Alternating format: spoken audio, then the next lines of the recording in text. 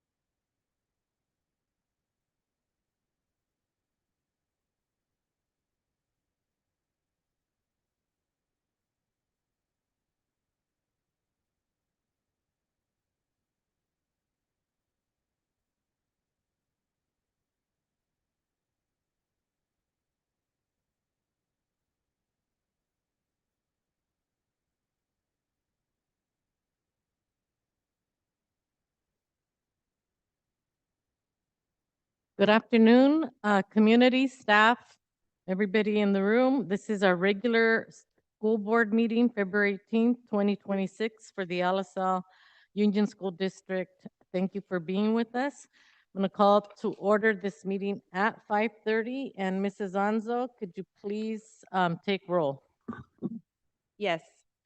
President Guadalupe Guilpas Barrera, trustee Area 5. Here. Vice President Beatriz Perez, trustee Area 1. Here. Clerk Leticia Garcia, trustee Area 3. Present. Trustee Robert Ocampo, Area 2. Absent. And we have a vacancy, so 3 present, 1 absent, 1 vacancy.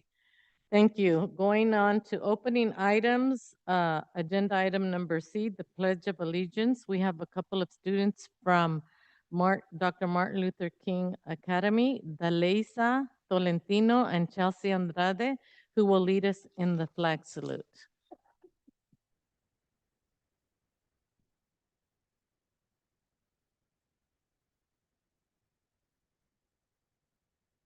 Good evening. My name is Aleisa Tolentino. And my name is Chelsea Andrade. Please stand up. Place your hand over your heart and repeat after us. Ready? Begin. I I pledge allegiance to the flag of the United States of America and to the republic for which it stands, one nation, under God, indivisible, with liberty and justice for all. Thank you. Thank you. Thank you, Daleisa and Chelsea. Thank you for being with us. And thank you, the parents are here also, los padres. Gracias por traer a sus hijas. Ayudarnos. We're going to go to opening items D, spotlights. This is an opportunity to feature up to a 3-minute presentation on the positive things that are taking place throughout the district. Do we have any spotlights? Yes, we have 3 spotlights. Here's the first one from Mr. Urquizo. Okay, you want to step up, Mr. Urquizo?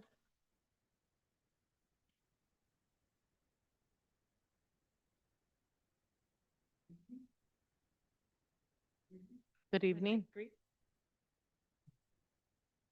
Good evening. Helping me today here is our community school coordinator. Well, thank you. My name is Janelle Garcia. I'm the new MLK Community School Coordinator. And I am here to introduce our 3 key partners for our school. So it'll be J&M Cleaning Services for their generous sponsorship of free bicycles to promote perfect attendance at Dr. Martin Luther King Jr. Academy. Their partnership helps motivate students and reinforce the importance of coming to school every day. We have 2 additional partners, and we are going to ask them to come up momentarily for a special recognition. We also want to thank 101 Exterminators for their continued support in sponsoring PBIS events that promote a positive and welcoming school climate. Their partnership contributes to creating a safe, supportive, and engaging learning environment for our students.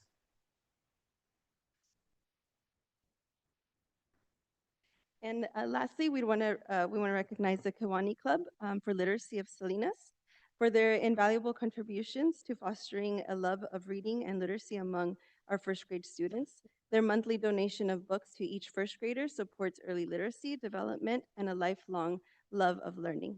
So thank you. Thank you and welcome. And we do have an appreciation plaque for the 3 of you. If you can please come up. Maybe we can have a picture with them.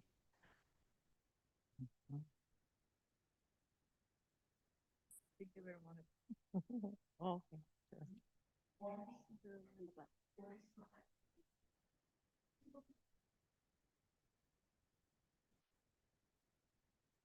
Oh, yay.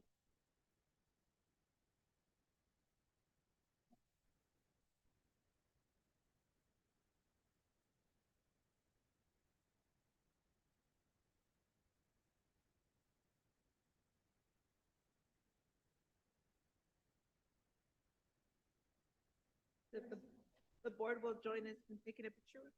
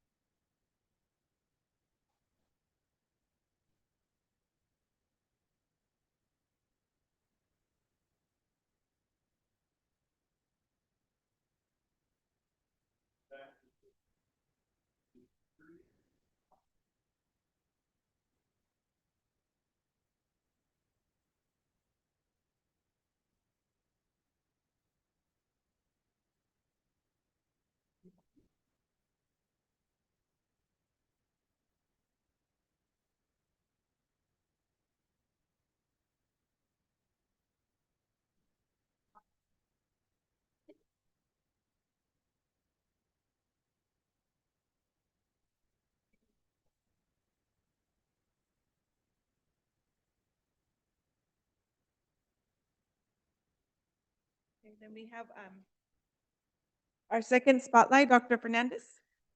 Yes, good afternoon, everyone. So I have the pleasure of recognizing or spotlighting 8 of our schools who were recognized as bright spots by closing equity gaps in regards to early grade reading. And so our schools that were recognized as bright spots are the following: Alisal Community, Bardeen Elementary, Cesar Chavez Elementary, Dr. Oscar Loy Elementary, Fremont Elementary, Jesse Sanchez Elementary, Johnny Steinbeck Elementary, and Montebella Elementary. It's a great job in being recognized as bright spots and closing equity gaps. Thank you. Do we have another spotlight? Oh. Oh, awesome. Sure. You want us to go out there? Sure. Aquí.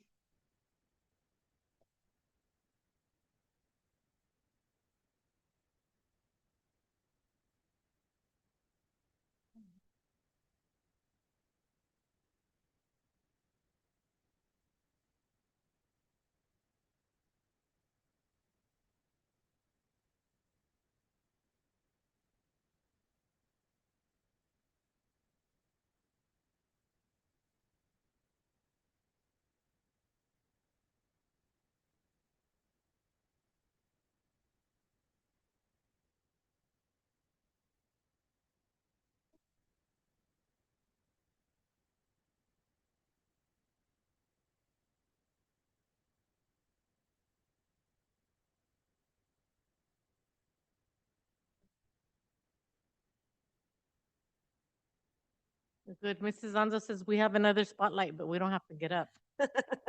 Okay.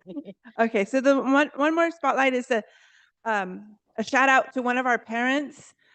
It was Juan de la Cruz from Barden. We had no power at Barden today, and so in Salinas, we're not used to this cold weather and that snow on the mountain. It's beautiful, but we had to release students a little earlier if parents were wanting to pick them up, and we still left our schools open for the safety of all students.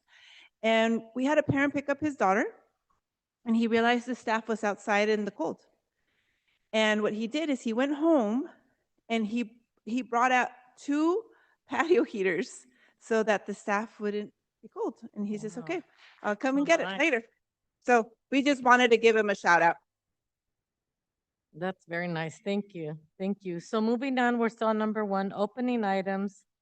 E, adoption of the agenda. This is an action item. Can I please get a motion? Motion. Ms. Perez, A second. Ms. Garcia. Any comments, questions, concerns about the agenda? Nope. Nope. No. Okay, I'm gonna go ahead and call for the vote. All those in favor, please say aye. Aye. Aye. Any opposed? No, the recorded vote will be 3-0 and motion carries. Thank you. Item number 2, public comment concerning items on the open session agenda and/or non-agenda items. Guidelines: there will be a 2-minute limit for individuals and a 20-minute limit on total public comments. There is no ceding of one's time to other individuals. So item number 2A, individuals wishing to address the Board of Trustees on open session agenda items and/or other items may do so at this time, starting at 5:40. Do we have anybody? No? Okay, we will continue on. Ending time is also 5:40. So going on to item number 2B, association comments, LaSalle Teachers Association.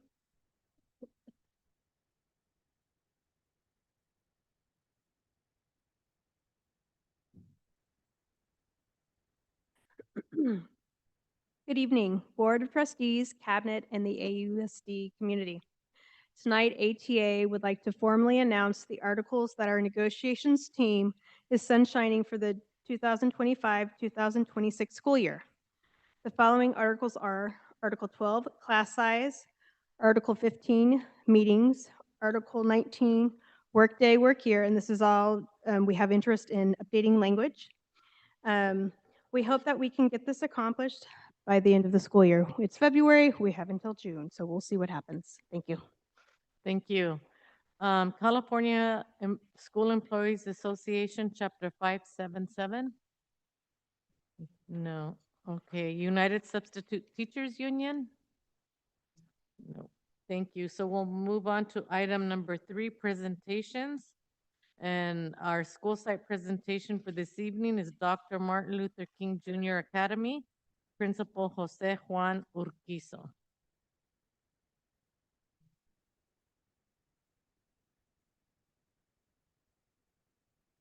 And if you could introduce your assistant principal, thank you. And remember, you have 15 minutes, okay? And Ms. Sophia will time you.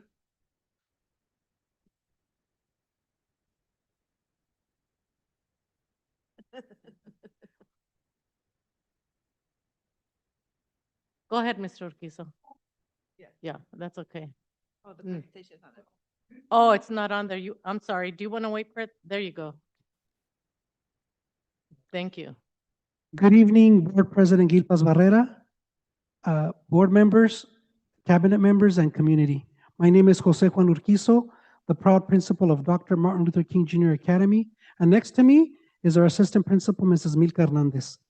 This presentation is about how we move from reflection to action by turning data, student voice, and classroom practice into coherent systems for continuous improvement. Our work is rooted in Dr. King's vision of justice and opportunity and operationalized through data-driven instruction within a culture of collaboration. The guiding question is, are our systems strong enough to consistently improve outcomes for every student? In looking at last year's SBAC, English language arts increased by 9.2 points, moving us from red into orange on the dashboard. This shift reflects stronger Tier 1 alignment and targeted intervention. At the same time, our LP results showed a 6.5 decrease, which has sharpened our focus on strengthening designated and integrated ELD. We remain focused on accelerating growth. Math increased by 8.5 points and is now in yellow. This confirms progress, but our goal is predictable, repeatable, and growth across classrooms. We are strengthening systems so improvement is embedded in structure, not dependent on individual effort. Looking at iReady from our August baseline to November benchmark, there was a 6% increase in students early on or above level in both math and language arts. There was also a reduction of students who are 2 or more years below grade level, 16% in math and 9% in language arts. Between August and the first benchmark in November, MLK was one of 3 schools that made the most growth in reading. In math, students are demonstrating stronger understanding in number and operations and algebraic thinking. Geometry and measurement data remain areas needing continued instruction. In reading, students show strength in phonics and high-frequency words.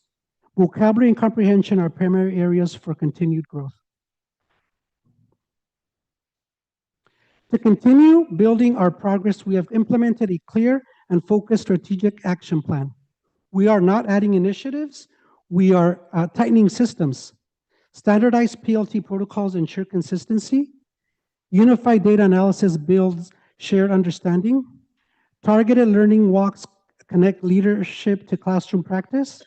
And an early literacy team meets monthly to protect and prioritize reading.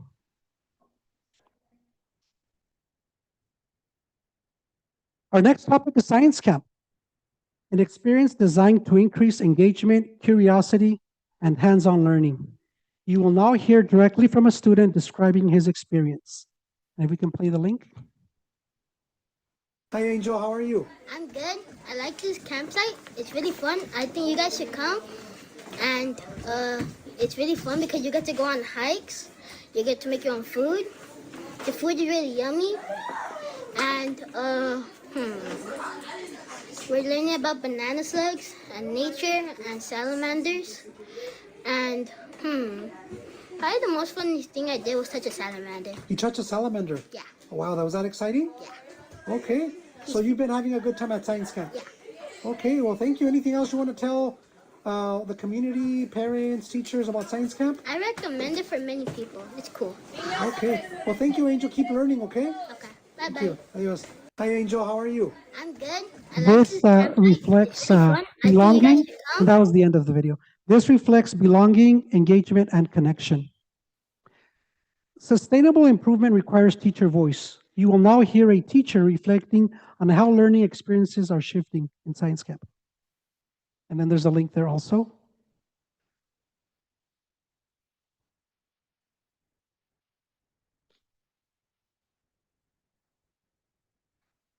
Thank you for being in our interview, Science Camp, fifth grade teachers.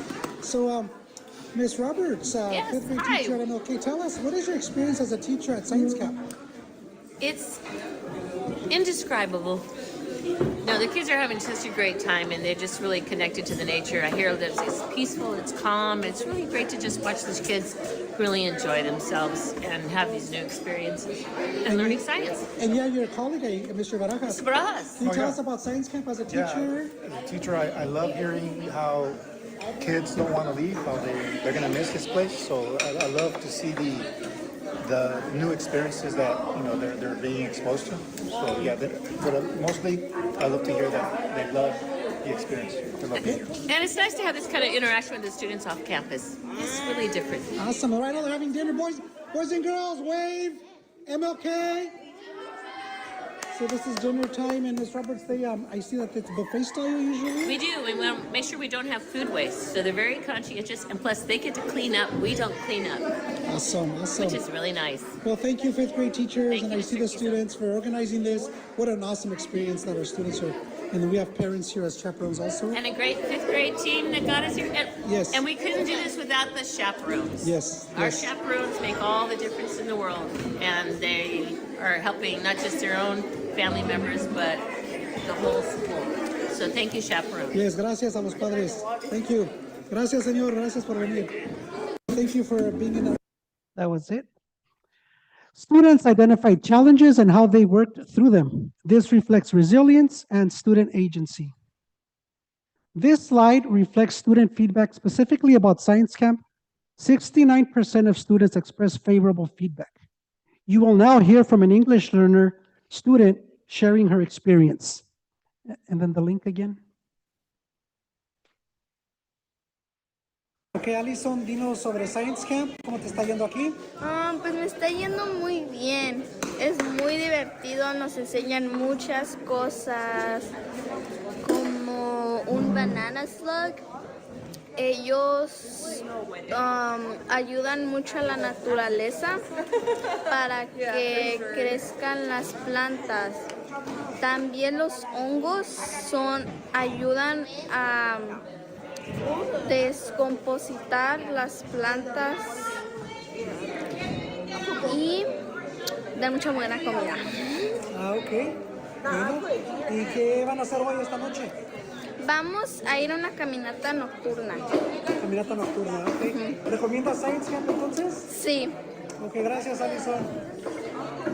Ok, Alison, dinos sobre Science Camp. Thank you. We can use this feedback to refine and improve. Moving on to SmartPass. This is a digital hall pass system that helps us monitor and manage student movement. Instructional time is one of our most valuable resources. And we'll click on that first late arrival link. Good morning, Antonio. Glad you made it. I'm late. Okay, create your SmartPass.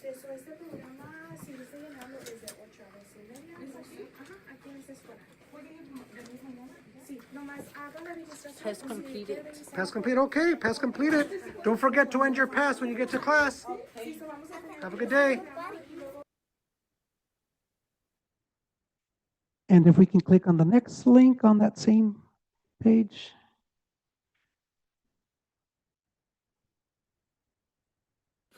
Yes? May I go to the restroom? Sure, just don't forget to make a hall pass. What is a hall pass? Well, it's in that Smart Pass program. Do you remember? It's so that everyone stays safe, so that we know where everyone is at all times. Do you remember how to make one?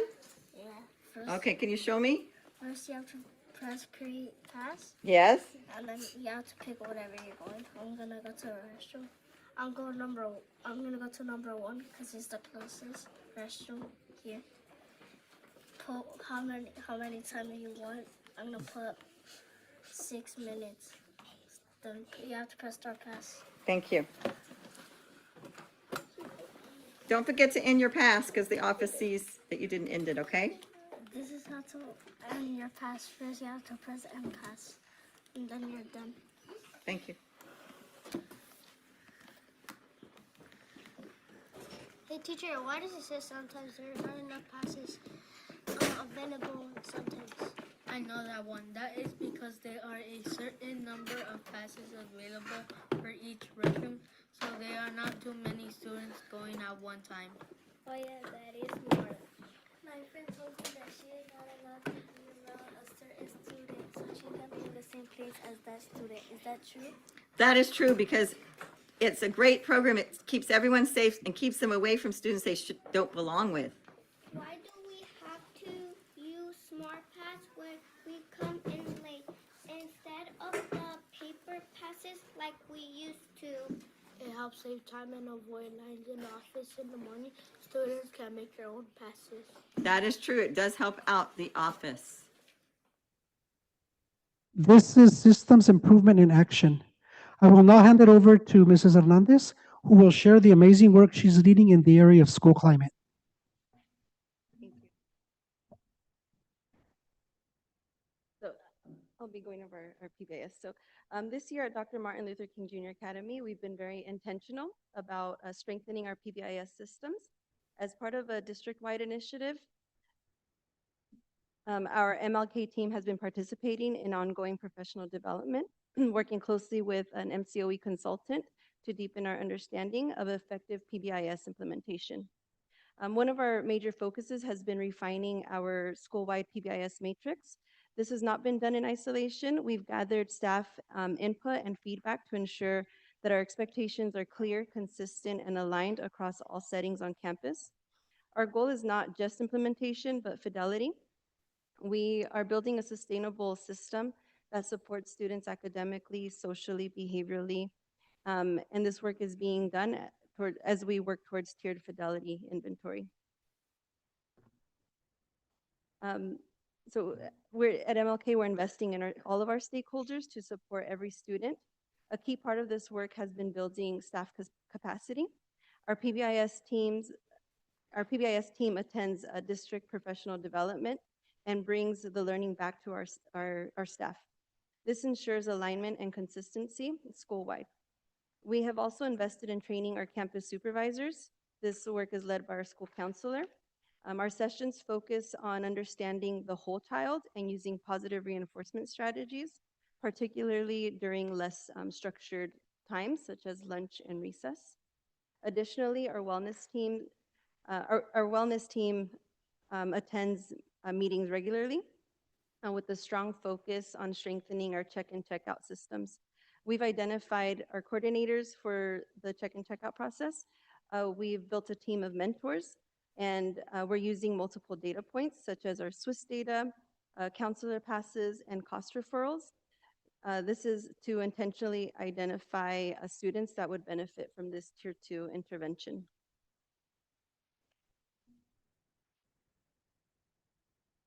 At MLK, we're also partnering with families. So our PBIS work extends beyond our school staff. It includes our families. Through community schools, we've hosted PBIS-focused cafecitos, where families learn about our school-wide expectations and learn ways to reinforce them at home. We have also gathered family feedback, which helps us refine our approach and strengthen our communication. We've seen an increase in parent participation. Families are not only attending our PBIS monthly events, they're also helping in leading activities and partnering in student recognition efforts. This shift reflects a stronger school-home connection and a shared ownership of our positive school culture. And we have some feedback audio from one of our parents, if you can click the link. It's just audio.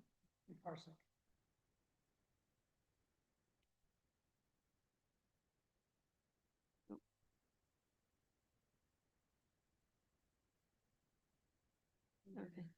Yeah. Maybe we can come back. That's some feedback from our parent after our presentation. Go ahead and go to the last one. And then so outcomes and next steps. So our work at MLK around PBIS is ongoing, but we feel that we're going in the right direction. We continue refining our PBIS matrix, strengthening our tier 2 supports, such as our check-in, check-out system, and continuing to use data to make our decisions. Our focus is now consistency and sustainability, ensuring that PBIS practices are embedded in daily routines across all settings and implemented by all adults on our campus. We're preparing for tiered fidelity inventory, which reflects our commitment to implementing PBIS with integrity. At MLK, this is not a short-term initiative, it's a systems level approach to creating a safe, inclusive, and supportive environment where every child can thrive.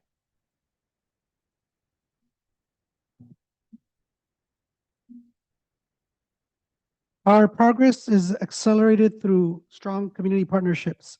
Partners support attendance, PBIS, and literacy. Student success is a shared responsibility. Thank you to 101 Exterminators, J&M Cleaning Services, and Kiwanis Literacy Club. Our next steps are focused on 3 priorities: academic growth, family engagement, and school climate. We will increase proficiency by 8%. We will double family participation. We will reduce disciplinary incidents by 25%. Each priority includes clear strategies and monitoring. And in closing, intelligence plus character, that is the goal of true education. There is still room for growth, and we are committed to continuing this work. We are taking intentional steps to improve outcomes for every student. Thank you. Thank you, Mr. Urquizo and Ms. Hernandez. Are you open for maybe some questions from the board? Of course. Okay, Ms. Garcia, do you have any thoughts, questions? I don't have any real questions. Thank you. It looks like you're doing an awesome job there. There's lots of evidence here that you provided, including student voice and parent voice. We weren't able to hear that part, but I'm sure I'm looking at all your pictures and all your data points here. Wonderful job. Yeah, I don't really have any questions. I thank you for the presentation. Everything seems very clear to me. I'm glad that you have SMART goals because it sounds like they're attainable. 8% isn't asking for too much, and it is something that you can actually attain. So anyway, thank you so much. Appreciate it. Thank you. Thank you, Ms. Garcia. Ms. Perez, did you have anything? I have a question. How many minutes are they allowed with the Smart Pass?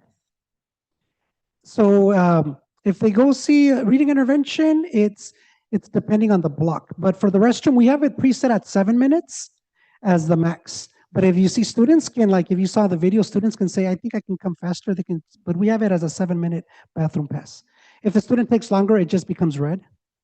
And if I make it before, it just stays the same color. So automatically when they come in to school in the morning, Oh, that's the late arrival pass. Yes. They create a pass, and as soon as the child enters class, they end the pass themselves.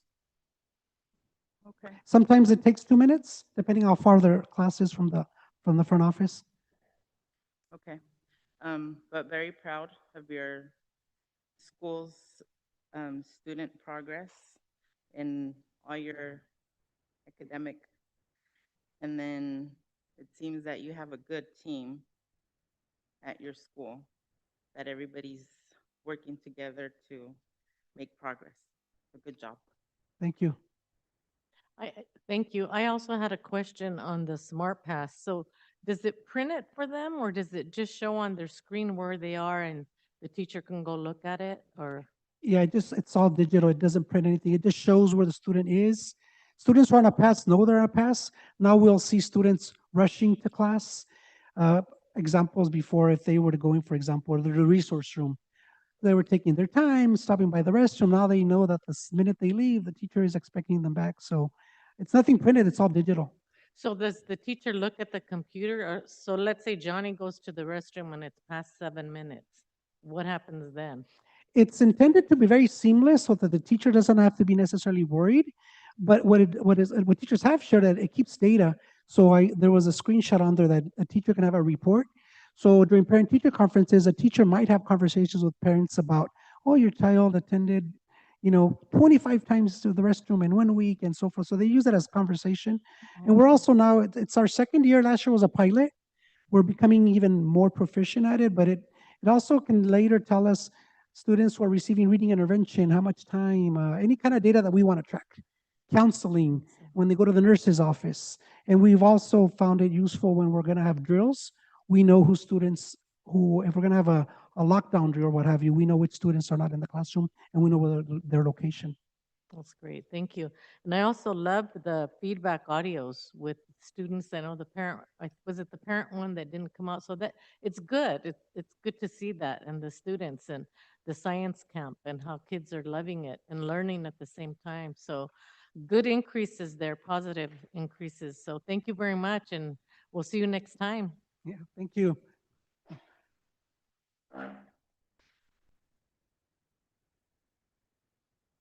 Okay, moving on, we're still on item 3, presentations. Our next presentation is on the 2025-26 Local Control Accountability Plan mid-year update, and this would be by our Deputy Superintendent, Dr. Clara Fernandez.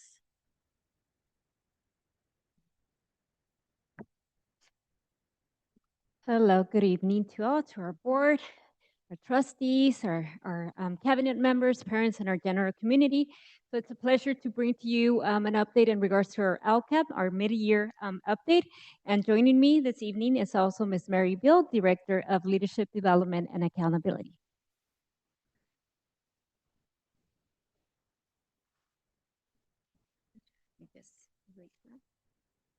So what is the LCAP? The LCAP is our 3-year district level plan that describes the goals, actions, and services and expenditures to support positive student outcomes that address state and local priorities. And here you can see the 8 priorities in regards to our LCAP. It is our district's opportunity also to share stories of how, what, and why programs and services are selected to meet their local needs. So a little background, Assembly Bill 1114 requires LEAs to present a mid-year update on their LCAP and budget overview for parents annually on or before February 28th at a regularly scheduled board meeting. So at this time, you will be provided with available mid-year outcome data related to metrics identified in the LCAP and also mid-year expenditure and implementation data on all actions identified in the LCAP as well. So just as a reminder, and I know you've seen these goals several times, they're basically a roadmap of what we do, the why and the how. Our 5 LCAP goals. Our goal number 1 focuses on implementing a structured PLC model to provide all students a rigorous academic program aligned to the state standards and best practices based on academic tier intervention systems. Goal 2, the focus is on the success of our English learner students, student group focus. ALISAL will provide intentional tiered supports to our English learners to ensure they develop high levels of language in their program of instruction to succeed across all content areas. Goal 3, the focus is on social emotional learning, behavioral supports, and active engagement. ALISAL will cultivate an environment through a comprehensive system of support that promotes social, emotional, behavioral, and physical well-being that advances student learning. Our goal 4 focuses on building capacity for the recruitment and retention of high quality staff. And goal 5 is our best first early literacy instruction, and that all ALISAL students will develop foundational literacy skills necessary to read at grade level by the end of 3rd grade. So in goal 1, you will see at this point in the school year, some LCAP actions have not started. Most of them have. Some are in progress and some have been completed. So that information will be provided to you through this presentation and obviously with the information in connection with expenditures. Also for your reference, you should have a handout with the breakdown of the expenditures. This is an overall overview, but it'll give you that handout, should give you a breakdown of the different actions as well. It has the different colors and the actions listed. But this gives you a general overview in terms of the 5 goals that we have, which I just reviewed, and the allocated, the expenditures to date, and the mid-year balances in terms of how much money we have left over and ensuring that we move forward with the actions listed in our LCAP. And just like we present our budget, we also present our metrics and where we are thus far in the year. So not all of our metrics have been completed. We don't do our LPAC or our CASP testing until we're in LPAC season now and CASP in May. And we also have our third trimester iReady data that is not available to us yet, as well as a few surveys that happen in the spring. But if you remember, we did present to you on November 19th, our California dashboard data. This data is in the metrics that are provided. We also use our 3-year comparison presented to you also on that November 19th board meeting. And the results of our district LP data. This was our English learner progress. This data was presented at a board meeting in October. Access to this presentation, you'll see under ALISAL Midyear Metrics. All this is a live link for you and a very, very long page of metrics. But if you click on that link will open you to every specific metric, whether it's green, it is our final data to report, or if it's blue or red, based on where we are in progress or not started or not received yet. One piece of data we haven't presented to you yet, and I don't think we've presented to you as a board, is our ALISAL Union Growth Summary. So this is a lovely another sheet of colors. I know how much we give you little squares and bright colors. But what the state does is they look overall at a student in 4th through 8th grade. You have to have 2 years of CASP testing in a row to qualify for growth data. They look at the student's performance and what the average growth is for a student who performed at that level. So if a student in 3rd grade performed at a 3rd grade on level, how much growth would they have made in a target growth in 4th grade? And then they measure that by growth. So are they making minimal growth compared to the standard? Are they making moderate, average, accelerated, and exceptional? And because why not give you more colors? They don't align to anything else we've given you. So what we would really like to do is focus. We want to be in the blue, orange, and green. That is telling us that we have average, accelerated, or exceptional. We have a lot of moderate. And moderate, as we know, we're working towards growth. So that does still show areas that we are growing in. Our areas of purple are areas that we want to continue to develop in. Those are minimal areas of growth. You have this broken down by site and by ELA and math.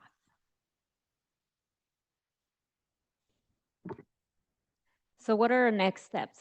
So these are areas of success and continued efforts. Professional learning communities through our vital efforts. Professional development, which is directly aligned to our goals, goal 4 of building our capacity. Designated English language development, instructional learning monthly team meetings, our ILT, social emotional learning support and mental health services, and also the increase in bilingual sections. As well, our area of focus is obviously to continue working on red indicators, actions, and newly identified indicators. And through this focus, we also acknowledge and thank the hard work of everybody who was involved, the dedication of our employees, the support of our parents, and the resilience of our students to continue our reach for excellence. So this is a timeline of what is next, what is coming. So we have a timeline that was developed and shared with all stakeholders for the next upcoming school year. Our stakeholder meeting number 1 will have begun February 18th through March 13th. And our LCAP surveys, we want to continue to engage our stakeholders to get the information, to see what's working, what's not, what needs to be modified. So you have some dates listed here in terms of when those will be taking place, both for certificated and classified, and of course, our parents. We will be following that with the stakeholder meeting number 2 between the month of April and May, and then followed by a public hearing in June, and then finally the approval of the LCAP, which will be happening in June. So thank you. We're ready for any questions that you may have. Thank you. I'll start on my left this time. Ms. Perez, do you have any questions? No questions, just an awesome job and awesome explanation. I'm a visual person, so I like your charts. Thank you. Thank you. Thank you. Ms. Garcia? Okay, thank you so much for this presentation. So when we're looking at goal 2 for accelerating English learner achievement through targeted language development, and we have an allocation of 14,008,639, and we've only spent 67. What's the plan to spend it all? I mean, because they need it, right? It seems like 67 is such a low number to have spent from year to now. Yes, and a lot of our expenditures are tied to salaries. So as we progress through the year, that's going to be, money that's going to be used. But also, if you refer back to the sheet with the different colors, you'll see the different actions that are planned. So we're keeping a close eye and making sure that these actions that we listed in the LCAP are continuing to take place, and if they have not, that they do, so that we can address Which, those. is it this one you're asking me to look at? Oh, this- Oh, which one's that one? It'll give you the breakdown. This? Yes, that one right there. Oh, So you're saying that this will tell me that the money will be spent this year and it's mostly for salaries? It's mostly for salaries? Yes, but there's also actions listed, and it'll give you the specifics. Like, give me of an the action session. for LPAC, goal 2. Or, sorry, for English learner. Mhm. I can't read that, it's too small, sorry. It is one of Very them is our tiny. our newcomer program. Offering Okay. supports. We are working with BRB on our newcomer program and some supports that they have, really targeting the acceleration of the acquisition of English in a speedier time in those 2 years. That Oh. is one of them. So are you targeting only students from that school or how is that working? Because there's probably newcomers all over the place. Where we jump on board and throw one more program at. So there's a pilot going on for newcomers at where did you say? BRB. BRB, okay. And it started from the beginning of the school year? Yes. And it's servicing how many students? 2 newcomer classes. I don't know the totals off the top of my head. Okay. But about, And I you- want to say about 30 to 40 kids. Okay, Yeah, so the that's, classes, we keep them down to 25 students. So it's about 40 kids. and those students are like just from that school? No, they're from throughout the district. So we, there's criteria. They have to be in the Less than United 1 year? States 2 years or less. Mhm. And then we offer it to the parents. And sometimes the parents don't want to go to the program. So we have to figure out how to support them somewhere else. But we try to convince them as much as we can. 'Cause it's not just for academics and learning English, it's also for learning the culture. Because they come into a new system and it's a culture shock. So we want to make sure they adjust to our school system. Okay, well, thank you for that. And so, and this, my last question is that, where's the LSL Union Growth Summary? I'm looking at CASP data, is that what I'm looking at? Yes. Okay, and so at the very bottom, well, under each of those, you have all EL, FI, HI, HOM, Mm-hmm. LTELs, MRs, SEDs. Those are all the And- subgroups. So they're not, that's all the subgroups are looking at, but it's not really broken down by those. It is broken down by those. Yeah. It is for which? It is for all of them. So if you see Oh. EL and LSL community, the blue of 70.8%, that means the ELs at LSL community made 70.8%. Okay, so it is, okay. Mhm. What is FI or what is that? Next to the EL? I Is- believe that's Filipino. Filipino. We report to a Oh, Filipino okay. group. So this is, and what's HI, sorry? I don't know what HI means. Hispanic. Oh. And what about HOM? Homeless. Okay, thank you. I think the rest of them I understood, but I didn't understand them. Okay, so this is CAS data, and it's giving me disaggregated data by all these subgroups.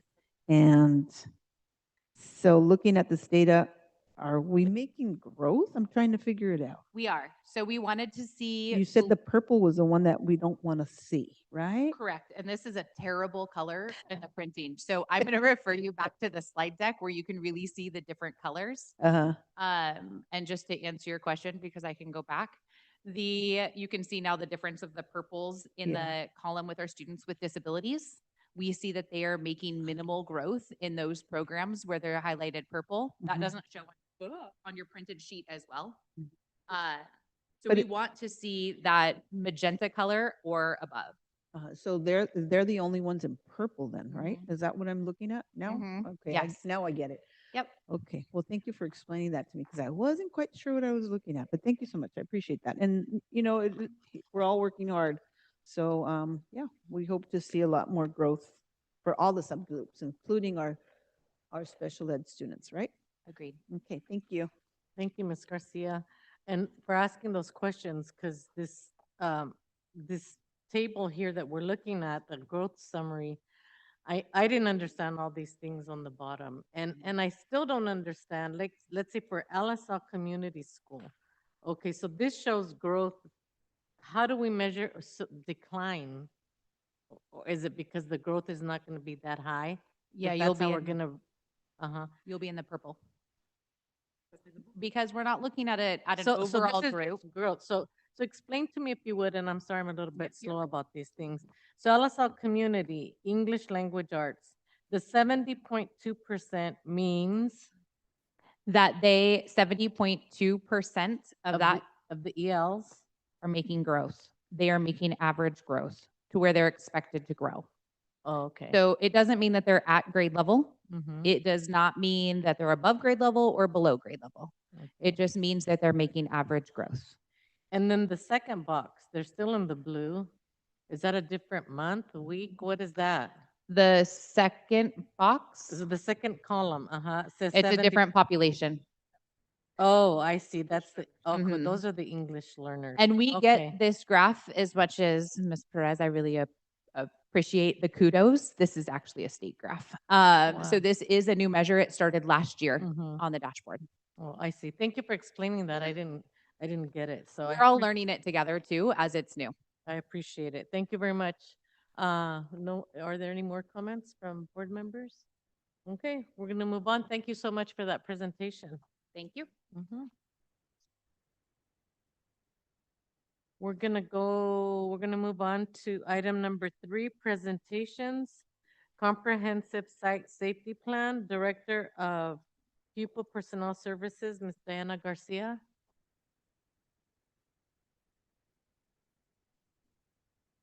And I apologize, I left my copies in the copier, so Your there's like 10, coffee? my copies, Oh, my I see. Okay, I presentation think we copies. can get you some coffee Yes. here. Uh-huh. That's okay. I walked out and left them there. So good evening, Board President Ms. Gilpas Barrera, members of the Board of Trustees, Superintendent Monica Anso, cabinet members, and the wider community of the LSL Union School District. My name is Diana Garcia, and I'm the Director of Pupil Personnel Services, and I've served the LSL Union School District for 26 years. Tonight, I'm here to present on safe, secure, positive learning environments for the LSL Union School District. And I just want you to know that our comprehensive school safety plans are all right now being school site council approved. They have to be approved by March 1st. And then once they're approved, they will be coming to the board so that they can be board approved by you.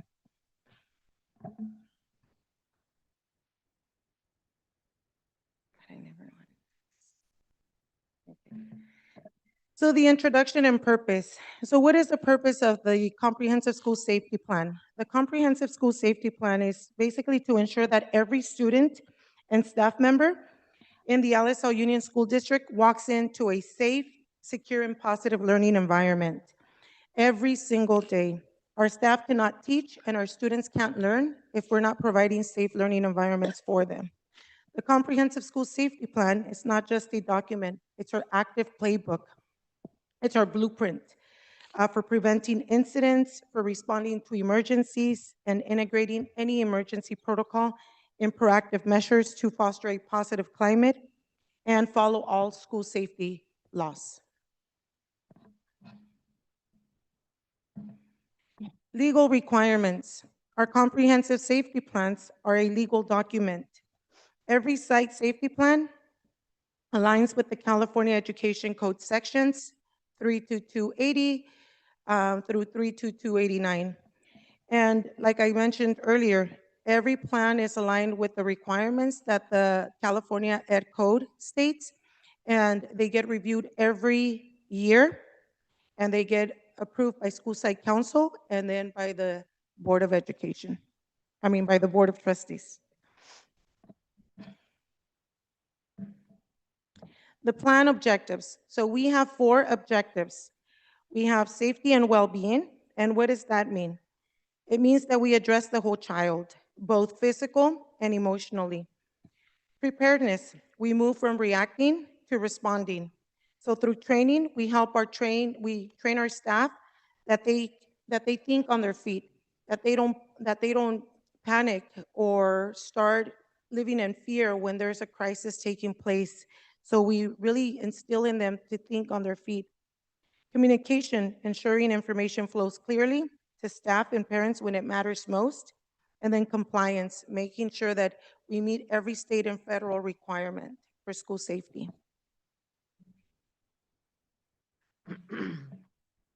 So our 4 objectives are basically divided into 5 actions. We have prevention, preparedness, response, protocols, and recovery. Number 1, prevention and mitigation. So as you can see, there's 1, 2, 3, 4, 5 bullets there. First one talks about threat assessment. So safety starts before an emergency happens.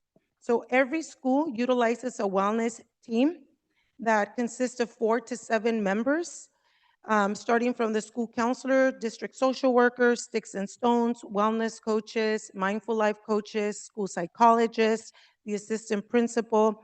We also have counselor and social worker interns that are part of it. We have the parent education specialist and the community school coordinator. And what they do is that we train only the mental health side of the house on how to conduct a suicide or threat assessment to intervene early. We also work very hard by building a positive culture through anti-bullying and social-emotional learning programs, and really bringing in that training like Mr. Urquizo and Ms. Hernandez presented on PBIS school climate teams. We maintain strict visitor management and surveillance to control our perimeters. So we have partnered up for the anti-bullying with Harmony at Home, and they have their bully prevention program. Number 2, emergency preparedness and training. What are we doing here in the LSL Union School District? Well, we have trained our assistant principals, our community school coordinators, our district social workers, and staff on the Big 5 protocol. We train our staff, but we also train our students on the Big 5 protocols. Whether a student is at LSL Community School, Loya, or Barden, we speak the same safety language. So common language leads to making sure that our kids understand how to follow a protocol, depending on what crisis we are dealing with. Number 3, emergency response. In a crisis, clarity is key. We have adopted the Incident Command System, also known as the ICS. This assigns specific roles like the incident commander. Other people know it as the safety officer, so everyone knows exactly who is leading. For example, our chief incident commander here at the district level is our superintendent, Ms. Monica Anso. She also has a designee. At the site level, we have the school principal. Should the principal not be there, it would be the assistant principal. And then each department has an incident commander as well. For example, for my department, it would be myself. Reunification, that is one of the most important things that our families are always looking for. What is our reunification strategy? It depends on what incident is taking place and what Big 5 protocol we're using. But we do have clear protocols to account for every student and reunite them safely with their parents. Number 4, response protocols. Each school site will follow the Big 5 protocols for emergency responses. And our site response is tailored depending on the threat level, distinguishing clearly between a secure campus for external threats versus a full lockdown for immediate danger on site. So the Big 5 standard actions that we have are shelter in place. This is more for environmental hazards, drop cover and hold on for earthquakes, secure campus for threats nearby, but not on school grounds, lockdown for immediate threats inside our walls, and evacuation when the building itself is unsafe. Number 5, recovery. What happens beyond crisis? So it just depends on the situation. For example, if we have a student death, then of course we're going to execute the mental health side of the house so that they can go and provide crisis response to students and families there, including staff. Immediate mental health support and counseling for trauma is offered through restorative circles, through circle keepers, grief circles, etc. We also commit to a debrief and evaluate process. So for example, we come together and look at our glow-ons and also grow-ons to see how we can improve our future responses. Technology and communication systems. Communication is key. We rely on different communication systems such as the intercoms, mobile radios, digital alerts to ensure that if one system fails, then we are ready to take on communication through another method.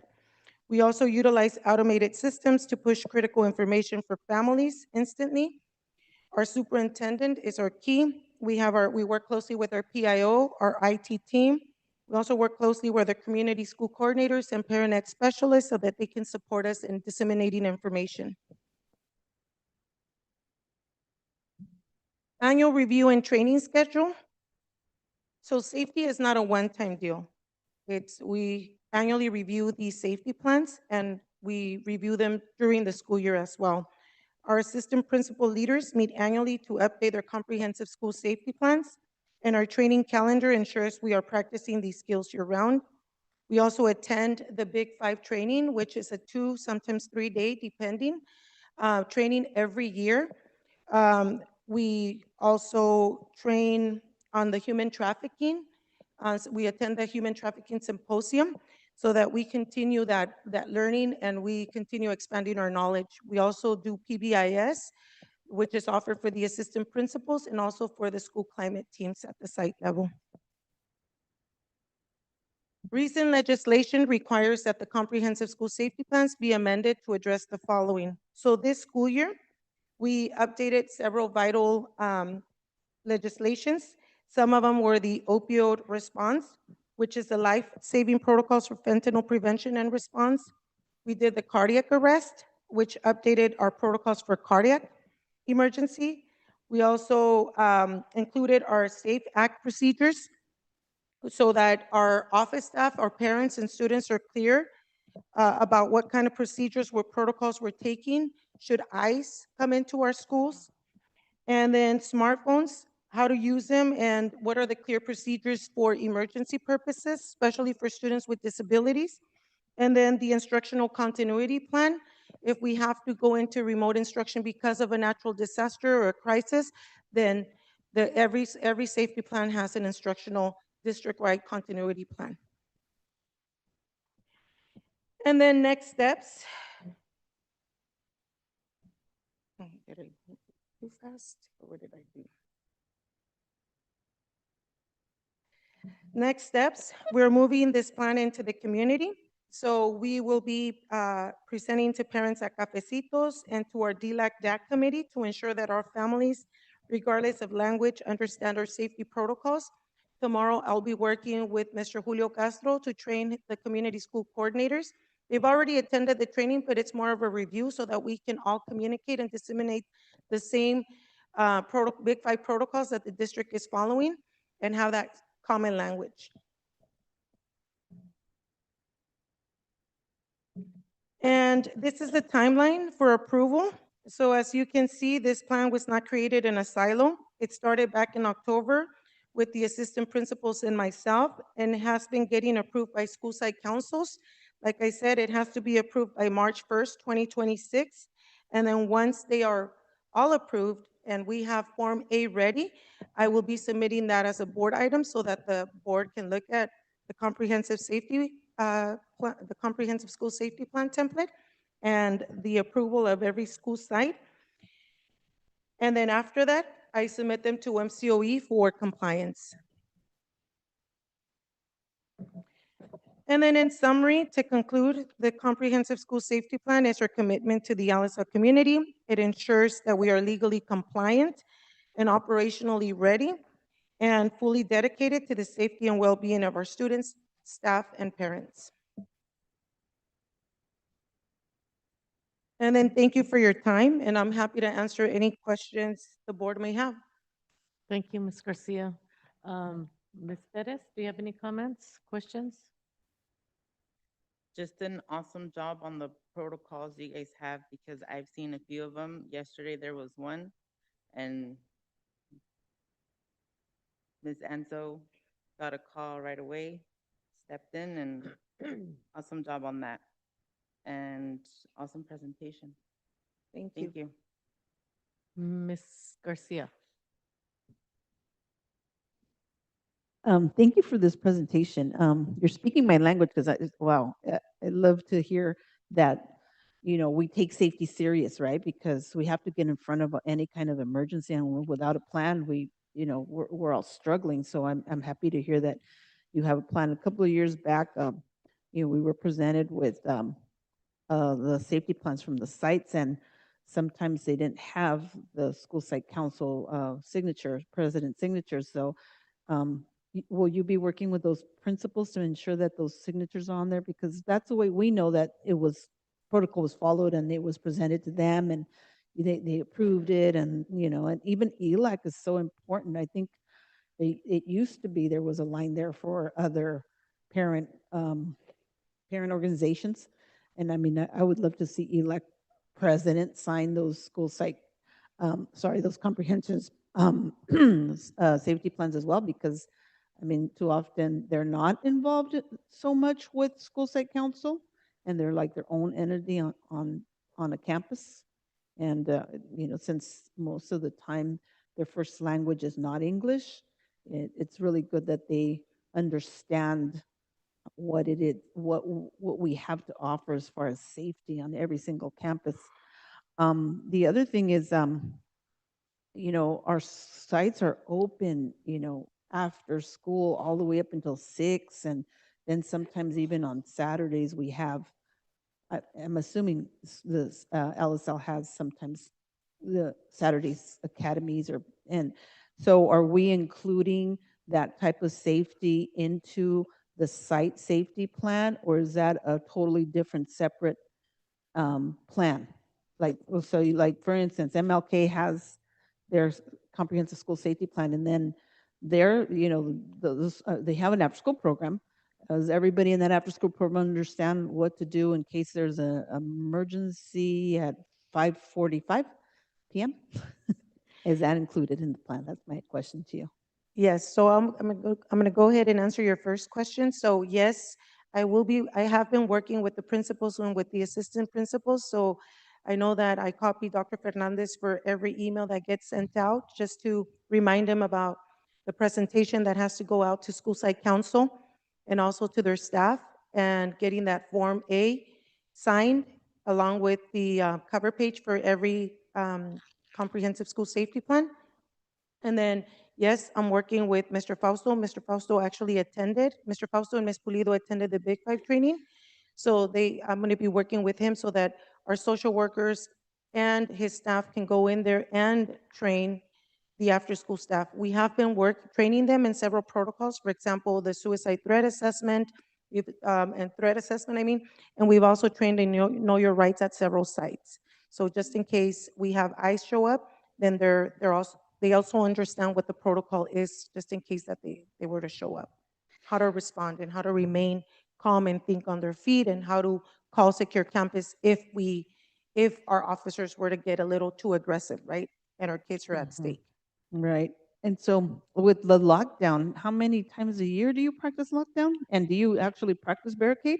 So we don't practice barricade. Okay. It's not recommended through the Big Five training unless, we're in middle and high school, and even middle school's it's only recommended, but high school, that's where it usually takes place. But our staff does understand what lockdown barricade is. So we do lockdown, but we don't do a lockdown. We use the lockdown terminology because that's the old language, but we use secure campus. If there's anything taking place nearby, that is jeopardizing the safety of our staff, our families that are at school, or our students, especially them, our students. Is secure campus the new lockdown? It's the new lockdown. So shelter in place. So lockdown barricade is basically if we were to have an intruder on campus. So we don't practice that with the kids, but we do train our staff with that. We review it through the Big Five protocols. Every school got a universal Big Five presentation to deliver to their staff so that we're all speaking the same common language. Very nice. And then my last question, or maybe, I don't even know if you can answer it. I mean, we got a presentation tonight from MLK that has a digital pass. And is that the only school that has a digital pass? And is there a plan to expand that to the rest of the schools? Just because, is it working for them? I mean, because he called out safety. I think we heard it from last year too, because he piloted last year, right? And we were all kind of curious and we're asking questions and how much work is that? How much does it take? I mean, in a reunification, I'm a Big Five trainer of trainers. So in a reunification, will that help? I mean, has that even been explored? Not to say that we want to have, obviously we haven't had to do a reunification in our district. Yeah. As far as I think, in the 6 years I've been here, we haven't had to do any of that.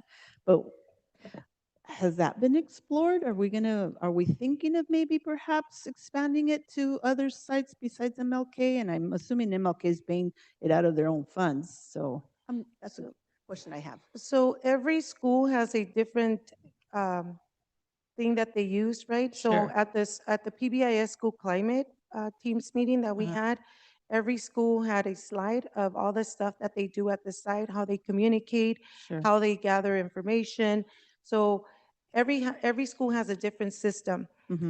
No, it hasn't been something that has been directed to pilot at every site, but Right. every school has their own system.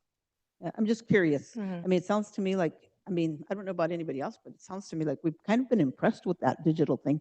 I mean, I haven't used it. I'm not a teacher here at LSL, and I'm not, and I'm curious to see, I think, whether or not the teachers have found it useful in trying to figure out if the student has, I guess, run off and they're not able to find them.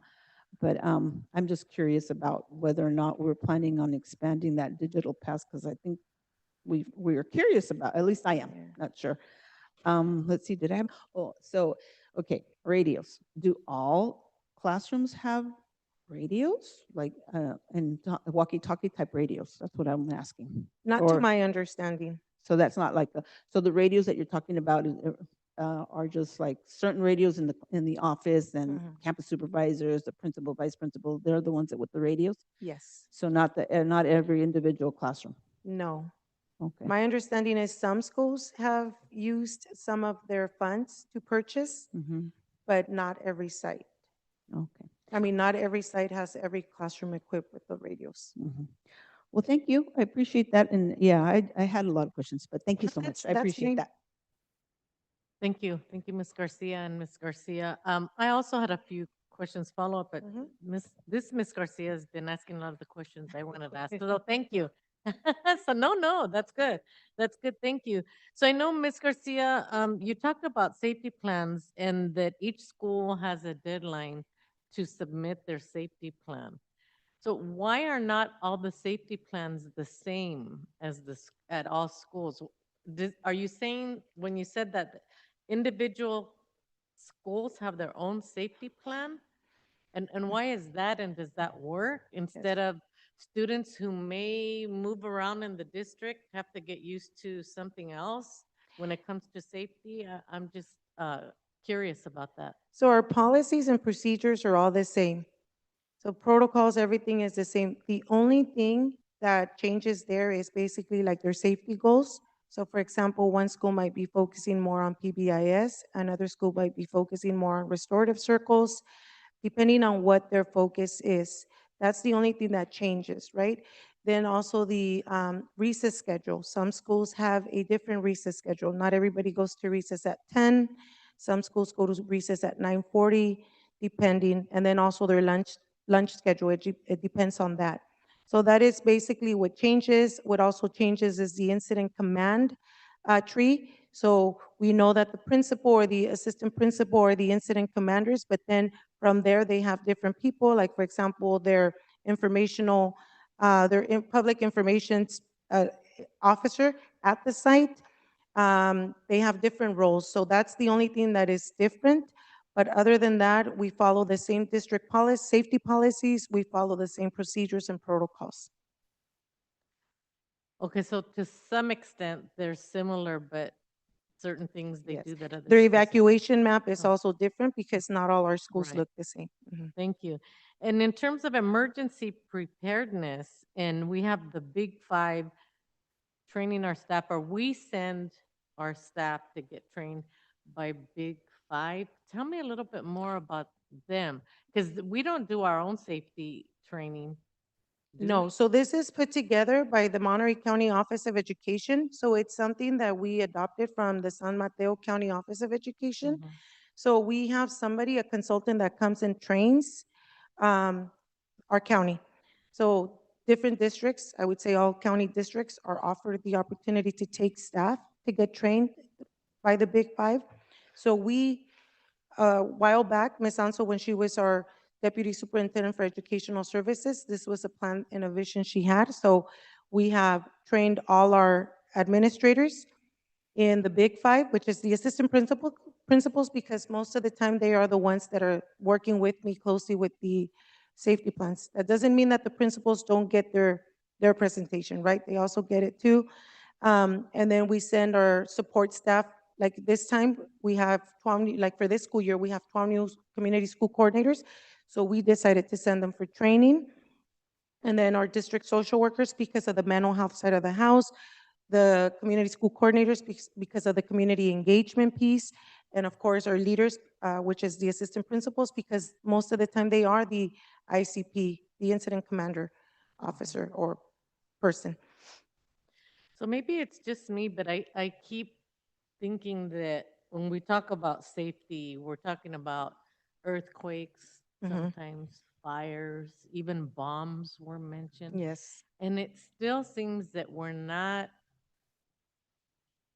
identifying the elephant in the room, active shooters, intruders. You know, I know that would be a very difficult subject for kindergartners, first graders, but yet are we doing that? That's one question. The second question is this Big Five, the one that's training on what you do if a mountain lion comes into your class? It is part of one of the Big Five protocols. What's the likelihood that a mountain lion's gonna come? Would it be a mountain lion or an active shooter? Probably a 1% that we're gonna have a mountain lion here. And That we 1% would? chance, you never know, we might have one.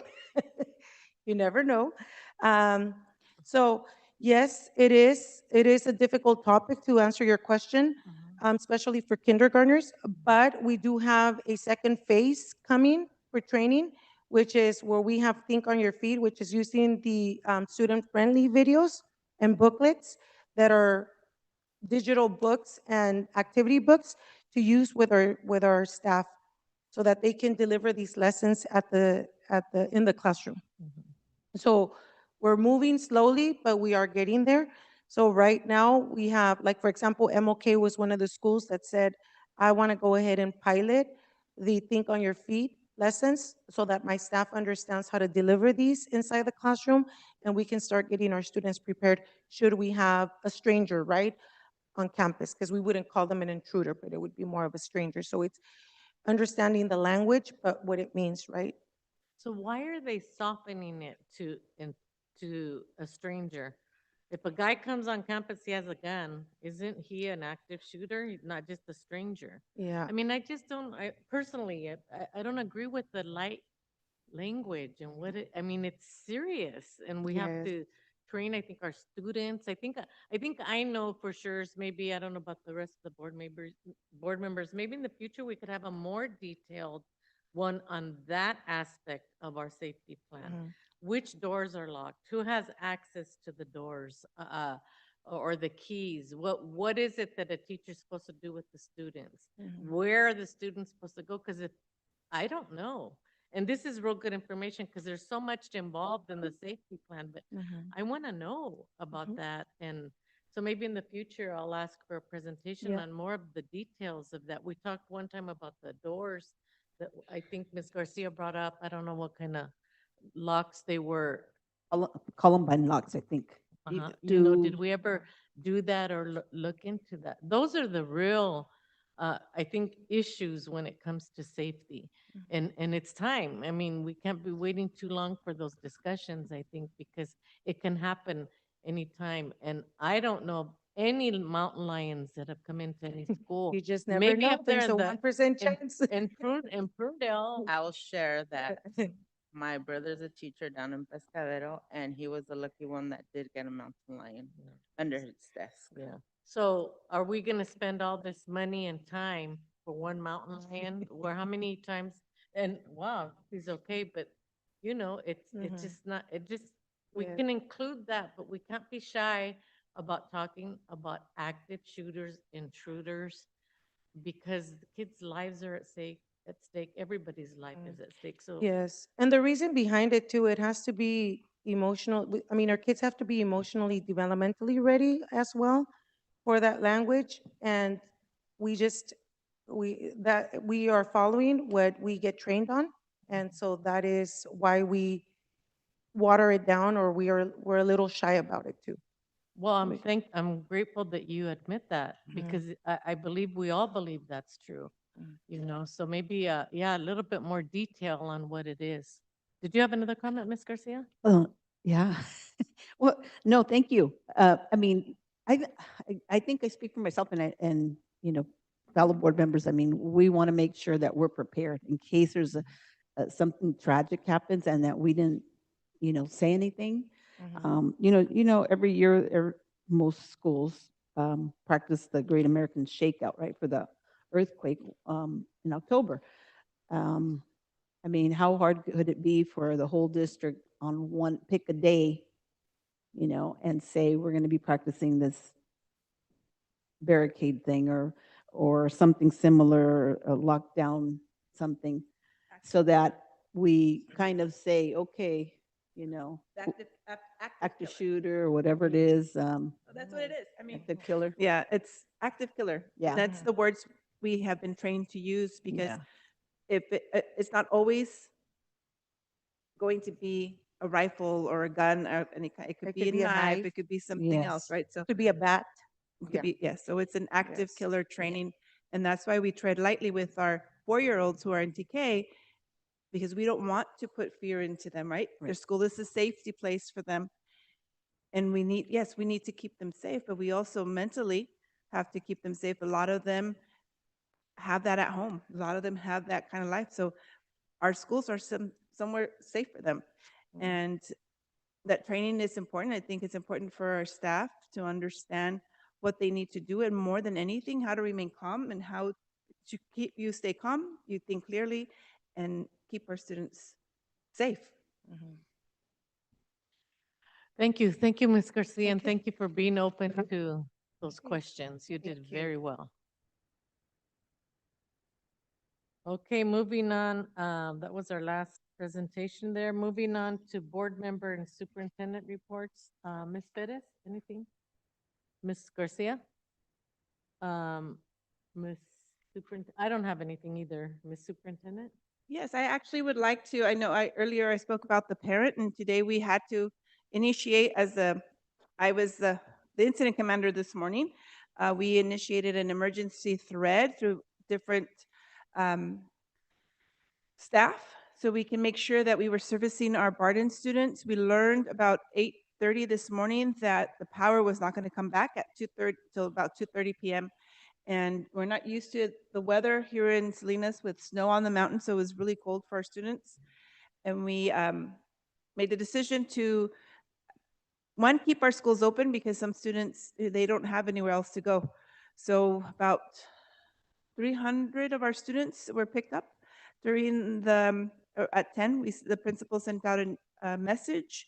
The Ed Services was there, IT, MOTS, who else?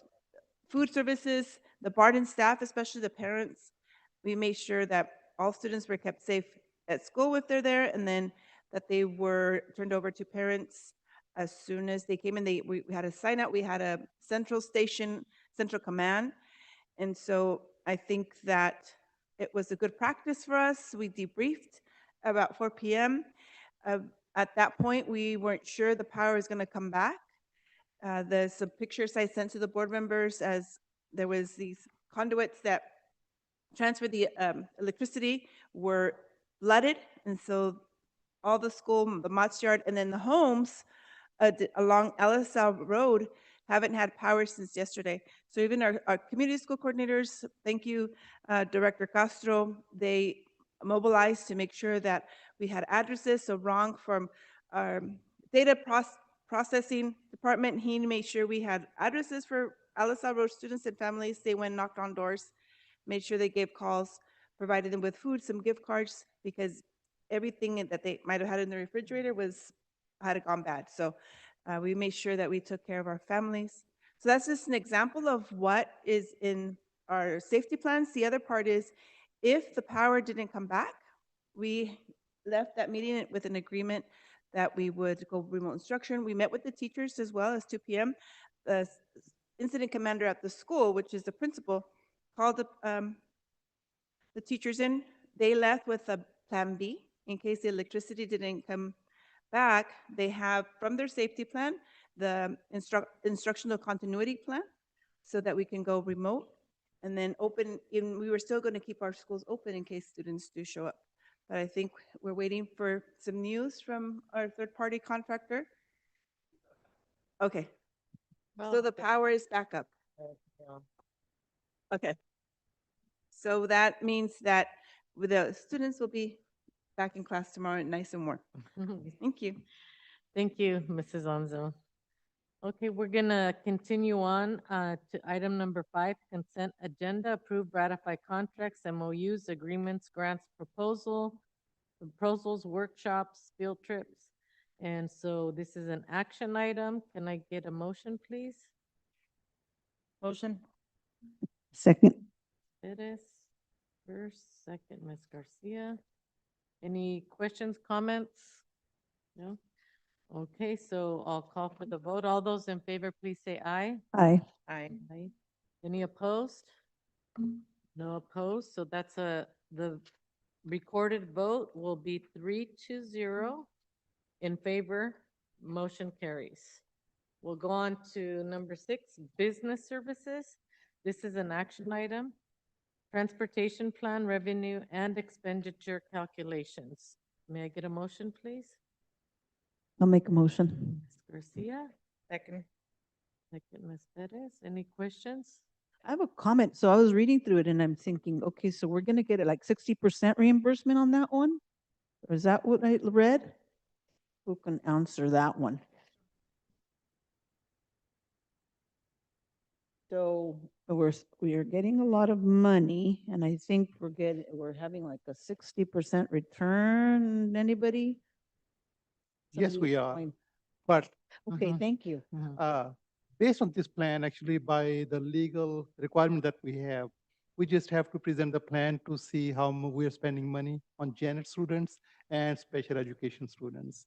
So this is like a formal kind of report that we have to repeat almost every year. So we spend it and then they give us a 60% return? Something like that? Yes, they do actually, but we spend way more than that. But I was just glad to see that we're getting it back. That's Yeah. great. But that also depends on state budget conditions and situations. So right Yeah. now we're going through a good economic time, so we are getting that much money. Nice. Yeah, that was the only comment. Thank you. So we have a first by Ms. Garcia, second by Ms. Perez. If there are no more further questions, I will call for the vote. All those in favor, please say aye. Aye. Aye. Ms. Perez, I'm sorry, did you Aye. say aye? Thank you Yes. so much. So on a motion of 3-0, the vote will be recorded as motion carried by 3-0. Item under 6, business services B is action item. Approve the arts, music, and instructional materials block grant. ANIM, I guess, resource code 6762 expenditure plan. We need a motion, please. Motion. Ms. Perez, second. Yes, second, I'll second it. Ms. Garcia, thank you. Any comments, questions? Yes. Yes, Ms. Garcia, please. Okay, I'm on a roll tonight. Okay, so looking at that, so help me to understand that one, because we're getting this money for arts, music, and instructional materials, but we're spending it on STIRS? But then we're gonna get we're gonna get money, how's that working? Did I read that wrong? Because, I mean, there's a big chunk of it going to STIRS. Yes. Okay, the how does state- that work? State gave us $4.5 million. Yes. And the goal was to spend this money on various categories. And state gave us a list of all those categories. One of those categories is that money can be spent for retirement plans, Oh. STIRS and PERS. That's one of the categories that we are allowed to spend money on. So we think that this is the best use of money for us because we have such a large STIRS and PERS expense for the district. And we have to spend this money by June 30th. So after analyzing different scenarios, we think that this is the best use of money. Out of that 4.5 million, we have already spent about $778,000 on AV systems, like the one we are looking at right now, that screen. Oh, We have done that at every school site. So the remaining balance, which is about 3.7 million, we are going to spend that for STIRS and PERS expenses.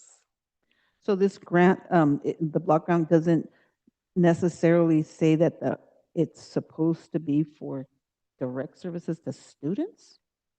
We could actually use it for STIRS. Yes, it can be used for Retirement. STIRS, yes. STIRS and PERS. Yeah. That was my comment. I wanted to understand this because I didn't quite get it. But you're saying that it's something we can do with this money and that we can't pull it, I mean, we don't need it in that area? That's my question. So I mean, right now we have all this money and we're not going to be using it for arts, music, and instructional materials, but instead we're going to use it for. So actually, we are doing something about that as well. Oh. So we are building Black Box, Yes, I saw Performing that. Arts Center. Yes. Right? So this money was set aside for that purpose. But now we have a timeline of June 30th to spend that money. So Oh. what we're doing is we are using this money to pay for STIRS and PERS costs, but we're going to backfill that for Black Box, the Performing Arts Center. So we are doing like a roundabout thank you. kind of accounting. So somehow we're going to get that money back in the pot. Yes. So- So the okay. money that we're saving from STIRS and PERS is going to be directed for the construction of The Black for Box. Performing Arts Center. And since you said the Black Box, I'll talk to you later. I just wanted to know an update about the Black Box, but we don't have to talk about that. Thank you for answering the question. Thanks. Thank you. Okay, so I have a motion made by Ms. Perez, a second by Ms. Garcia. I'm going to go ahead and call for the vote. All those in favor, please say aye. Aye. Aye. The vote will be recorded as 3-0 with the motion carried. 7, Human Resources. A, action item, adoption of the Human Resource Analyst job description. And this is the second reading, so we're going to vote on this now. May I have a motion, please? Motion. Ms. Perez? Second. Second, Ms. Garcia. Any questions on this No. item? No? Okay, I'll go ahead and call for the vote. All those in favor, please say aye. Aye. Aye. Motion carries on a vote of 3-0, and that's how it will be recorded, 3-0 in favor of. B, action item, memorandum of understanding between LSL Union School District and the LSL Teachers Association regarding Article 1 agreement. May I get a motion, please? Motion. Ms. Perez? Second. Second, Ms. Garcia. Comments, questions? Mm-mm. Thank you. I'll go ahead and call for the vote. All those in favor, please say aye. Aye. Aye. Aye. Motion carries. Recorded vote will be 3-0 in favor of. C, action item, revised job description, Director of Special Education Services. Can I get a motion, please? Make a motion. Ms. Garcia, Second. Ms. Perez. Questions, comments on this item? Mm-mm. I don't have any. I have one just to, for the sake of the audience. So these revised job descriptions is just to kind of update them, is that so? That is correct, yes, to update and also just to reduce any of the redundancies that were added in the years past. So it's not changing this person's work, how they work No. or anything. And I understand you're doing that with a lot of the job descriptions. the Yes, district. making Thank sure you. that the jobs are aligned and vertically aligned as well in terms of requirements for at each level. Thank you, Mr. Diaz. So I have a motion by Ms. Garcia and a second by Ms. Perez. Ready for the vote? All those in favor, please say aye. Aye. Aye. Motion carries on a recorded vote of 3-0 in favor of. D, action item, revised job description, program manager of special education services. Motion, please. I'll make a motion. Ms. Garcia, Second. second by Ms. Perez. Questions, comments, concerns? Okay, I'll call for the vote. All those in favor, please say aye. Aye. Aye. Motion, is there any opposed? No? No, no, no, no, no.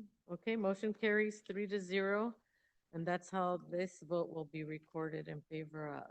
Okay, item number E, action item, revised job description, administrative assistant to business to executive assistant, business services. Motion. Motion. Ms. Perez? Second. Second, Ms. Garcia. So is this just a change of name? Yes, change the name and also just again updating the required, like the job description itself, modernizing the language, moving it from the clerical era of when it was first adopted Okay. to nowadays. So I would think that a lot of these are way outdated, right? Some of these job I can descriptions. check. I believe this one was in 2006. Was the Yeah, last time that's it a was long updated. time. Wow. Well, thank you. Okay, so I have a motion by Ms. Perez, second by Ms. Garcia. I'll call for the vote, please. All those in favor, please say aye. Aye. Aye. Are there any opposed? The vote will be recorded as carried 3-0 in favor of. Yes. Action item, revised job description, administrative assistant 3, superintendent to senior executive assistant, superintendent and board of education. Motion, please. Yeah, I'll make a motion. Garcia, Second. Ms. Perez. Comments or questions? No? I have one. Is this Ms. Sophia? So Ms. Sophia, you're gonna be what now? A senior executive assistant to the superintendent, I too? That's great. Thank you. Thank you so much. Okay, so we're gonna take a vote. All those in favor, please say aye. Aye. Aye. Are there any opposed? No, no opposition, so the motion carries in favor of 3-0. G, action item, revised job description, administrative assistant 2, instructional service to executive assistant, confidential education services. Need a motion, please? I'll make a motion.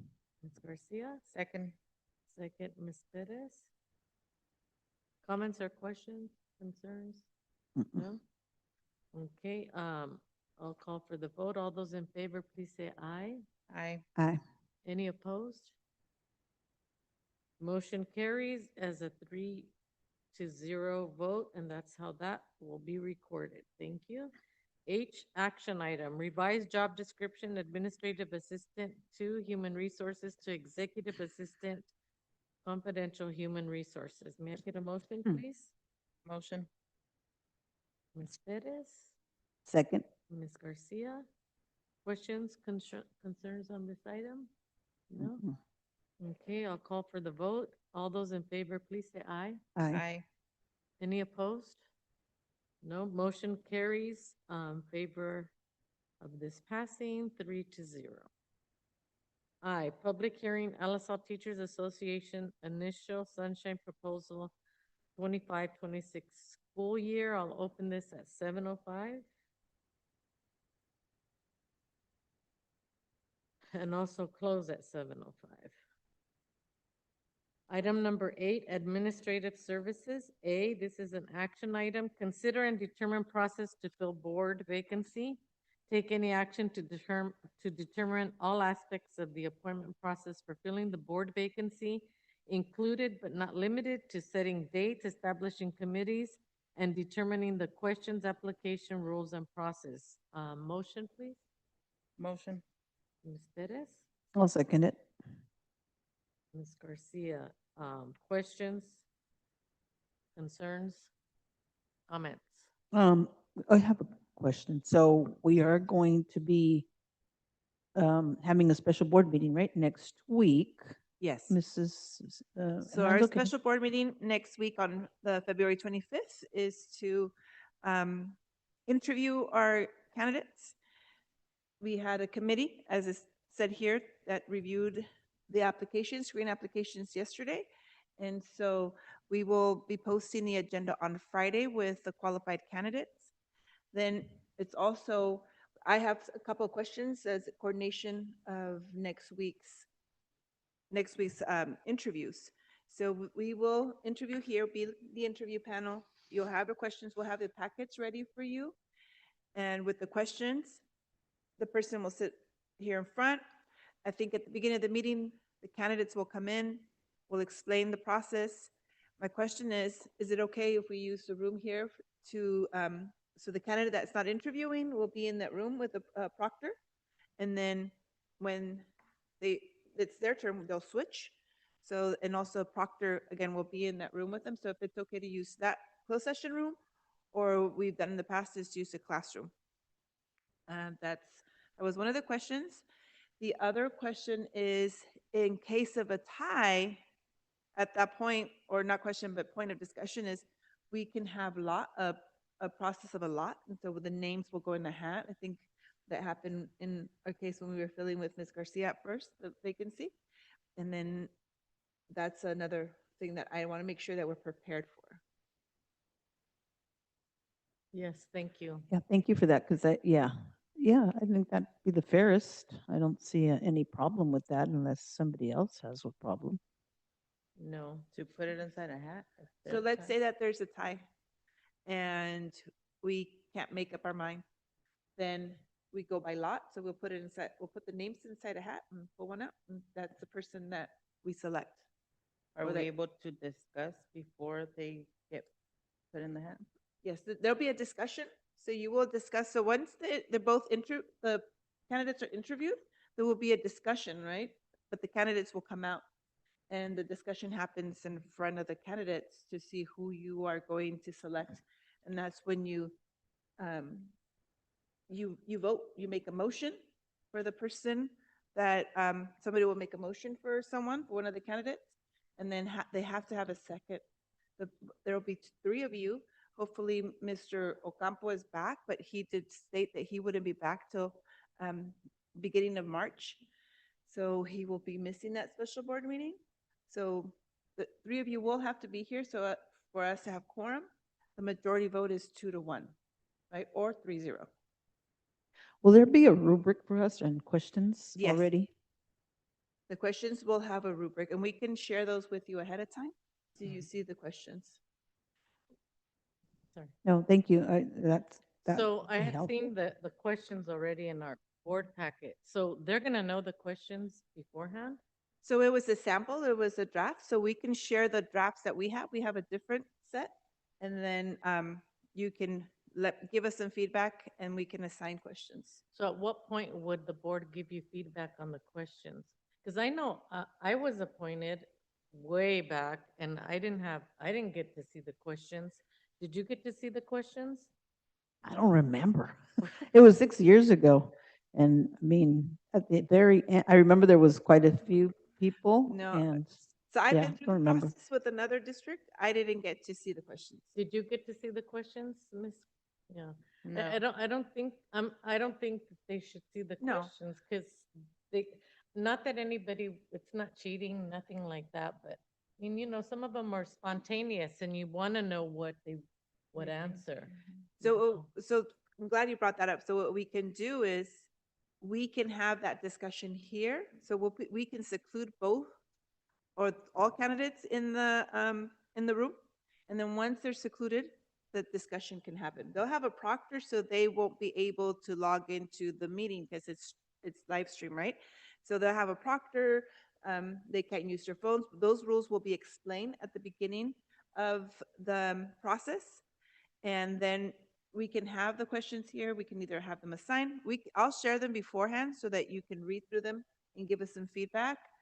Or at that point when we're having a discussion, we can change them. The only thing is we have to keep what we ask one person, we have to ask the other. Okay, thank you. Are we all asking or just? No. So there'll be about 6 questions so that you both, or all of you can have at least 2 questions. I think it's about 6 questions that we have on the sheet. And we'll have like a rubric, like, in other Yes. words, we'll have like a score sheet and we'll keep score, right? That's kind of Yeah. how it's gonna be. Yep. We did have an electronic version. You can keep score that way, but just to make it simple, Ms. Sophia will make that into a paper copy. All righty, so I think we're ahead of the game because we already know when our, the dates are for everything. So this Yes. person would be announced on the 25th? So on the 25th, when you select a candidate, you appoint one, then we'll have to have a swearing ceremony right then and there. Oh, at that meeting, Mhm. okay. All righty, thank you. So I have a motion made by Ms. Perez, a second by Ms. Garcia. If there are no more questions, I'll go ahead for the vote. And can I just Oh, say one more yeah, comment? And yeah. I have invited our attorney, Ms. Elise, to also be here next Wednesday in case there's other legal comments or questions that she can help us with. Thank you. Thank you. Okay, so all those in favor, please say aye. Aye. Aye. Are there any opposed? No, so the vote will be recorded as 3-0 in favor of the motion carrying. I still don't know how to word that, but I'm trying, I'm working on it. The motion passes. Thank you. Action item B, administrative services, 8 administrative services. B, action item resolution number 2526-13, ordering an election, requesting the county election departments to conduct the election and requesting consolidation of the election. Can I have a motion? Make a motion. Ms. Garcia, Second. second. Is Ms. Perez, so this, if we're going to, we can't do both of these. It's either A or B. We're not having an election. No, so B is for the upcoming election, November of 2026. Oh, okay, We okay. have 3 Thank you seats for that are up. clarifying Yeah. that. Okay, thank you. So all those in favor? Aye. Aye. Are there any opposed? Motion carries 3-0, and that's how that vote will be recorded. C, action item, California Association for Bilingual Education, CABE 2026, conference March 4th through 7 in San Francisco, California, attendance of board members and superintendent. May I please have a motion? Motion. Perez? Second. Ms. Garcia seconds it. Comments or questions? Okay, so I'll ask for the vote. All those in favor, please say aye. Aye. Aye. Opposed? None. Motion carries 3-0, and that's how that vote will be recorded as passing. D, action item, school calendar 2026-27. Can we get a motion? Motion. Ms. Perez? Second. Any questions I have a comment, or yeah, I do have a question, actually. or Does- comment? Does it align with high school? Just, Yes, the start date is the same as the high school start date of the 5th. okay, that's all my questions. I mean, sometimes it's very confusing for the parents, so it's nice to have it kind of aligned. And I think, Mr. Diaz, you said there was a change. Thank you, yes. Thank So what was uploaded and what you saw online actually had incorrect semester or trimester dates. So the paper copy that you have in front of you has the updated highlights. So where it's November 2nd was highlighted online, it should be November 3rd. And the March 2nd was highlighted online, which in paper was March 3rd. So what we're voting on is for the paper one to be attached to the minutes. Thank you so much. Okay, so I'll go ahead and call for the vote. We have a first by Ms. Perez, second by Ms. Garcia. All those in favor, please say aye. Aye. Any opposed? Motion carries and the vote will be recorded as such, 3-0. E, action item, selection of one candidate for the 2026 California School Boards Association Delegate Assembly. Motion, please. Motion. Second. Second, Ms. Garcia. At this point, Mrs. Anzo, do you need us to nominate? I believe the nominee was already on your, in your packet. Who was it? I can't remember the name right now. Don't even have my. Oh, Veronica, was it, or? I thought it was a Maricela, but. I remember, yeah. No, so they sent the candidate and Yeah. so it's for you to vote. Yeah, I don't remember her name. It was Veronica, yeah, okay, thank you. So, all those in favor, any questions on that? All those in favor? please Aye. say Aye. Any opposed? No, 3-0 is how that vote will be recorded as the motion passing. F, Information Williams Uniform Complaint Quarterly Report, January 2026, October 1st to December 31st, 2026. Is that just information only? Okay. Alrighty, moving on to number 9, future agenda items, school presentations. Dr. Oscar Loya, the presentation on the second interim report. C, school site presentation, BRB, student achievement, and then you could see the future meeting, including our special board meeting. Can I say, Yeah. add something to the future agenda items? I think. Yes, ma'am. I'm sorry, I should have asked. No, Yes. no, no. I mean, I think we have to circle back because I know we have a new superintendent. We haven't really discussed or finished, at least, I know I missed a couple of board meetings, but I wanted to know, we need to come back and circle around evaluation of superintendent and the goal setting. We haven't done that, and I think. I think she we're- plans on discussing a little bit of that in closed session. Oh, with us perfect. tonight. Because it's part of my evaluation, so Right. my goals will be discussed in the closed session. Perfect. Thank you. Thank you, Ms. Garcia. Okay, folks, moving on to 11, public comments. Individuals wishing to address the Board of Trustees on closed session agenda items may do so at this time, starting at 7:18. Do we have any? No. Being that there's none, will 7:18 adjourn to closed session at 7:18, and after 10 minutes, 7:28, we will go into, after a 10-minute break, into closed session. Thank you all for being here.